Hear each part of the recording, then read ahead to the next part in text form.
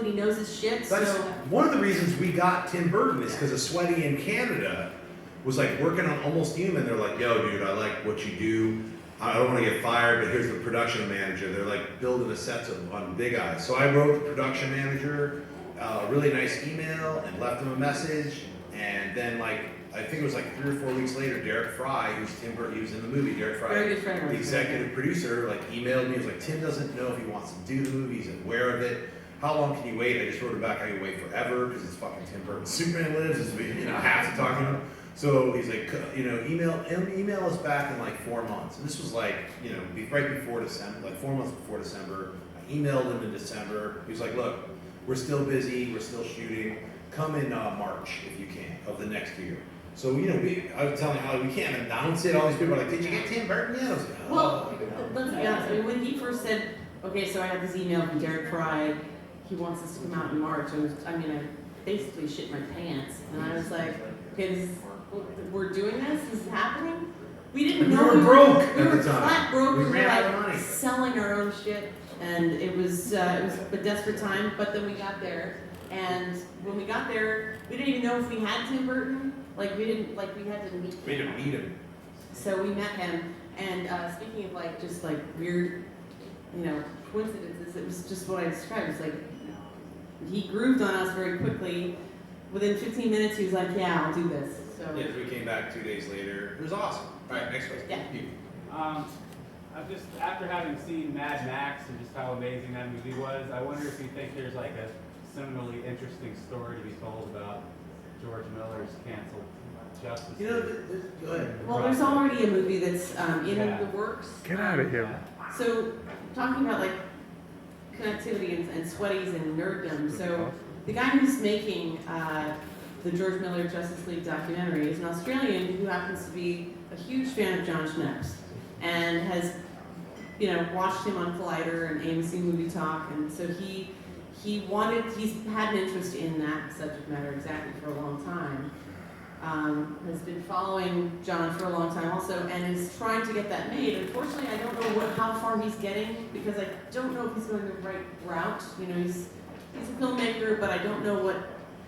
It just seems like that. I don't know how far he's getting yet, so I can't speak on that. We're not involved in that. We have nothing to do with it. But I would say this: that I'm glad an Australian is making it, because it's a person who's actually invested in, what was actually happening at that time, because he's passionate about it, much like John was personally passionate about it. That's what you need to kind of make it, have that feeling of heart and soul. And George Miller is an incredible. We loved Mad Max Fury Road. It's so amazing. And I had heard that he was going to do Superman 2, Man of Steel 2, whatever it's going to be called. Would have been awesome. But then he was also up for Justice League Dark and all these, you hear all these rumors, but ultimately it was his call, either you can do it or not. He wanted more money. It was those are the things that you're not going to hear on the internet. But it's so he's going to do a Mad Max movie. I'd prefer that he does a Mad Max movie, but I don't know. I can't really think of who would do a great Superman 2 movie right now. One more thing just to add to that too is that there are certain what happened movies that some of them have more interesting characters than others. Well, that's right. I didn't finish so J. James, we have all the costume test footage of Henry Cavill and Brandon Routh and the dude from Supernatural. All in the Stan Winston suit. I am the ruler of the 5 pieces. I am coming for you, Tizor. These fucking 35 millimeter screen tests. The guy from Planet of the Apes. Jason. Clark. Jason Clark. He plays Tizor. He plays Tizor. If you ever read the J.J. Abrams script, it's not Zod, it's Tizor. But we have all the animatics, and it's the stuff they were gonna fucking do. If you thought Man of Steel was destructive, you're like, man, Superman didn't fucking rescue all those people in Metropolis. It really bummed me out. He also saved the fucking planet, idiot. I hate that. He didn't save enough people. He's also fighting for the first time. He just was Superman for a day. Give him a break. But that's I'm not an apologist. I want to see Baby Kal-El fucking. The only thing I didn't like about Man of Steel was Clark's dad. Nope, don't say me. That fucking bugs me. But there's some elements. I would have cut out him fighting that squid thing on the other side of the planet. Whatever. But yeah, we got a lot of. That's what I mean. Doing this thing, we got a lot of cool stuff to make some other shit. Is any of that in the 8.5? No, none of the Superman. It's all Superman that's related. Yeah, it's all Superman. Yeah. Yeah, I want to know, what was your impression of John Hughes when you first met him? But he seems like a really odd sort of guy. He talks about being in popular fights. He's obsessed with giant spiders. He was instantly charming. That's totally true. Instantly charming. Like we went to his house. We had to be shuffled off to like the secret like servants' quarters elevator to get to his place. We got to his apartment, his penthouse apartment, which is like gilded. It's dripping in gold. Everything is like fucking fancy and weird baroque. And then the first thing when we walk through the door, he's like, he welcomes us in. He's like, "Hey, nice to meet you. There's the skull ship." It's in his living room. The glass encased thing is in his fucking Yeah. It's like, it's amazing. It's Seriously, it was like the second thing out of his mouth was like, "You want to see the skull That's ship?" right there. Like if you're looking at the couches where he's sitting, it's right back.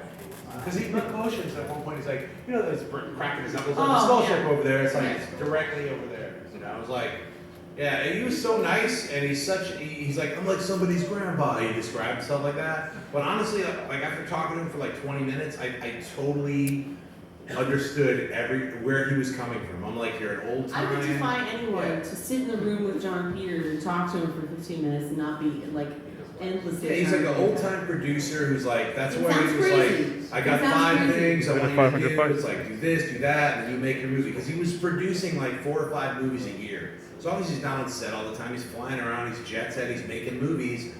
That's how he was making films. So it's like that he wanted a giant spider. It's weird for us comic nerds and people are like, that sounds retarded. But then you hear him talking about it, he's like, I don't want him to fight a dude. That's all he's done. And then you cut away Nuclear Man, of course you don't want to fucking make that. So You know, I will say this about John Peters too. One of the things that I really, Marie Hamora, our editor, who can't be here tonight, who was actually in New York like 2 weeks ago, the 3 of us worked on this movie for a long time, last like 9 to 13 months. And we really finessed the edit, and one of the things that was really key for me was noticing, because I tracked everything John Peters said, like I transcribed all of it and tried to make it actually like all of it make sense so that he didn't sound like a total ass, because he says the things that he says and he really believes these things, and it's important to be democratic and not lead, and we didn't want to do that. You know, we wanted to actually tell the story from everybody's perspective. He says those things, and he says those things with passion. And even though you can make your own judgments about what this guy is, but honestly, he means it. He was fucking passionate about this film. He wanted this movie made. One of the things that I thought was most charming was that when we started talking to him about the relationship with Lois Lane, he got really heartfelt about that. He was like, no, this is about a guy who really, he's different, and Lois is his touchstone. He's a romantic, despite anything you might say. Like, that was actually a moment where Marie and I was like, this dude's like, he's got, even though he's got his heart on his sleeve as he's putting you in a headlock, it's still, he's got passion. And he also, like, the way he related to Superman, the same way he related to Batman, is like completely off from like a comic book person's perspective or anybody who reads person's perspective, because he would like, you'll hear Kevin make fun of like he's from the streets and this and that, but the way he talks, he really is like, I wanted kids from the street to like Superman. Like everyone has those Superman tattoos, and that's what he was talking about. He wanted people to actually think Superman was tough. That's why he wanted him to fight ninjas. And you're like, dude, why would he fight ninjas? But it's like, it's his way of like he doesn't have any understanding. concept of that. So you gotta come at it. Just as a person, meeting him and knowing he knows nothing about comic books, and all he's interested in is making it appealing to an audience. But that's why Tim Burton was so smart about it, because he took what John Peters was trying to do, like get that giant spider, and he made it Brainiac. So he made that totally look. It's cloaked, and then you get your spider at the end. Okay, so but it looked cool. All right, next question.